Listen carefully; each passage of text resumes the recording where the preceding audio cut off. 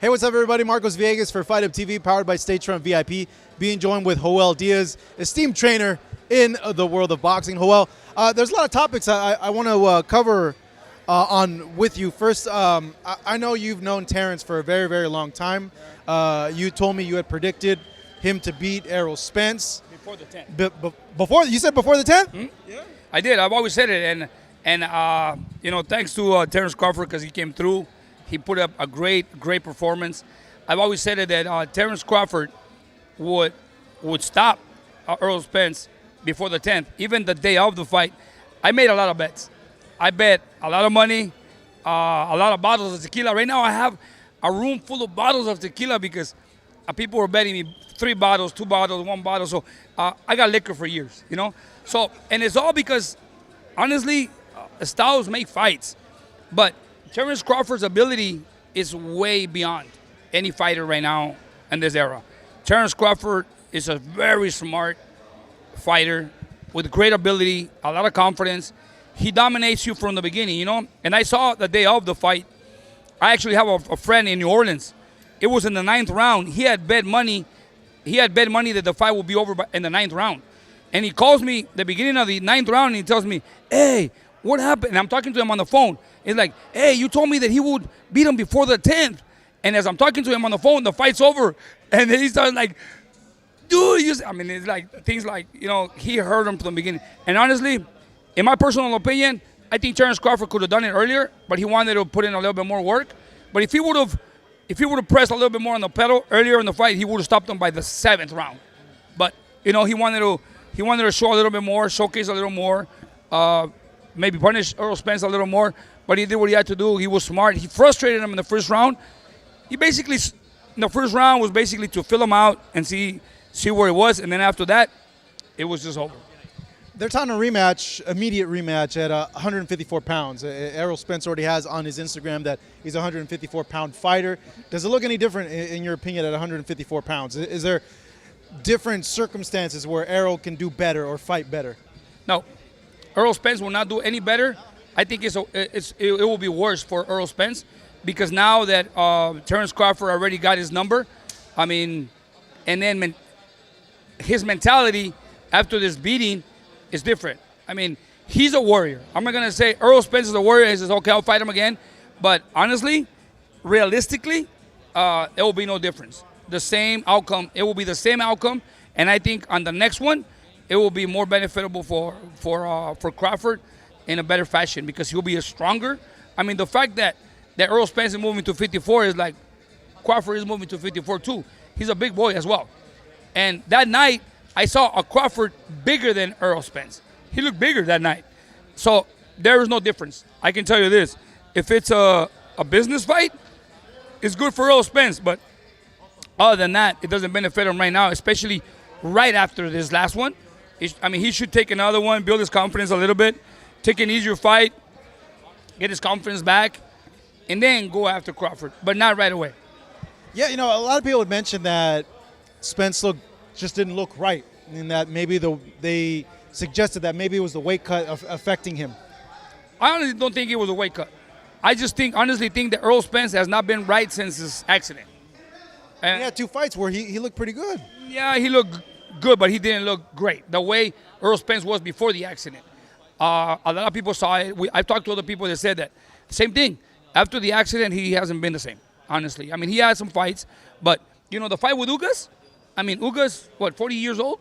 I mean, put up a fight. You know what I mean? And that's how we categorize certain fighters, trainers. Like, okay, you're putting up a fight with I mean, don't get me wrong, Ugas is a tough fighter, but youth is a big factor. And based on his physical strength, you know, because he's physically strong, he's a great fighter, he's a world champion, he shouldn't have had that war with Ugas. And he did. I mean, he beat Ugas, but, I mean, he went too many rounds. And that's how we categorize a fighter. But right now, it doesn't benefit him to go straight into a rematch against Crawford. Give me your betting tip, your expert tip, this Canelo versus Charlo fight. What's the over-under on it? Or does it go decision? It's going to go a decision. I see a decision because Charlo's smart. Charlo Charlo's smart. He knows how to survive in the ring. You know, he knows how to use the ring really well. He's gonna put up a fight with Canelo in the early rounds. He's gonna put up a fight, but as soon as Canelo starts touching his body, things are gonna change. I just think that Canelo has a mentality from the beginning, attack the body on Charlo. He's not gonna go for the head from the beginning. He's gonna go for the body. He's gonna break him down for the body and then slow him down. The early rounds are gonna be very critical because he's gonna put up a fight. He has everything it takes to put up a good fight in the early rounds, but after the 5th round and over, after the 5th round is gonna be more a one-sided fight. So then, you know, given what you said, and given like the recent talk that he wants to fight Canelo now, or the winner of that Canelo versus Charlo fight, Terrence at 168, can he do it? Well, everybody wants to fight Canelo because that's the money fight, you know. I mean, let's put it this way: if Terrence Crawford gets a fight with Canelo, it's a win-win fight for him because he's gonna make money. And if he loses, I mean, come on, he's a 147-pounder. He went up 3 divisions to fight Canelo. If he loses, he doesn't lose anything. He tried. It's like when Mikey Garcia fought Errol Spence. You know, he went to 47. If he would have beat Errol Spence, he would have been a superstar. But he didn't. At the end of the day, if you watch after the fight, who got more comments, who got more credit? Mikey Garcia. Because, why? Because Errol Spence couldn't knock him out. Errol Spence couldn't knock out a 130-pounder. You know, and that's how it is. It's a very beneficial fight for Terrence Crawford if he fights Canelo. It's a great fight. It's a great fight, but at the end of the day, it's a win-win in every way for Terrence Crawford. Yeah, now that you say it, it could be seen as a lose-lose for Canelo, given like, hey, it's a lose-lose fight. Smaller guy coming up. If he beats him, it's like, come on, you beat a 147-pounder.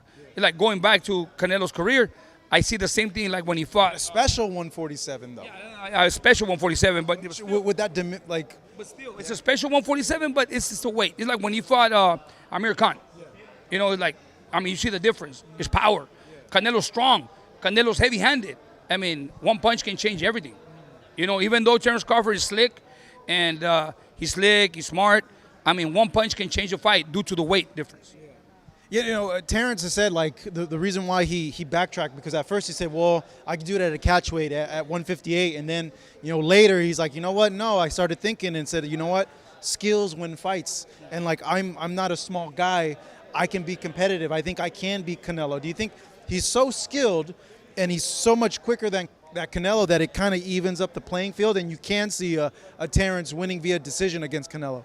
Yeah, if he plays it smart. You know, he has to play it smart, and he has to play it like Mayweather did. You know, Mayweather went in there against Canelo and basically outsmarted him. You know, you got to outsmart Canelo. You cannot stand in there and try to bang with Canelo because Canelo has power on both hands. He's slick, he's powerful. Even though he's not a big fighter, but he carries dynamite on both hands, and that's the benefit of Canelo, and it doesn't benefit Terrence Crawford. Terrence Crawford needs to be smart, outbox Canelo, make him miss, hit him and move. You know, and try not to exchange with him because if he does, he can get hurt round by round because Canelo will apply pressure and he will break him down slowly as the rounds go due to the weight difference. Unless Canelo's slipping, which a lot of people feel that he is slipping in. And it could be a thing that, you know, Terrence is just catching him at the right time. At the right time. And Terrence, like I said, he's smart. He has a lot of confidence. That's one thing that Terrence Crawford has, a lot of confidence. He believes he can beat Canelo. Don't get me wrong. I mean, I give a lot of credit to Terrence Crawford for thinking that. But, I mean, he needs to be in the ring with a Canelo Alvarez to know what a Canelo is about. Canelo is, I mean, very, very explosive. He can hit you with any punch. And plus, Canelo can frustrate you with his movement.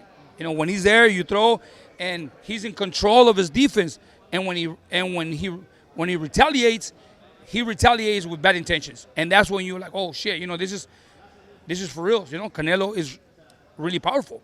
Every fighter that he's been in the ring with, they felt that power from Canelo, and that's what changes their mentalities. All right, well, I think your trainer duties are calling you. Okay. As always, great chatting with you. Really appreciate it, Joel Diaz, Marcos Villegas, Fight Up TV.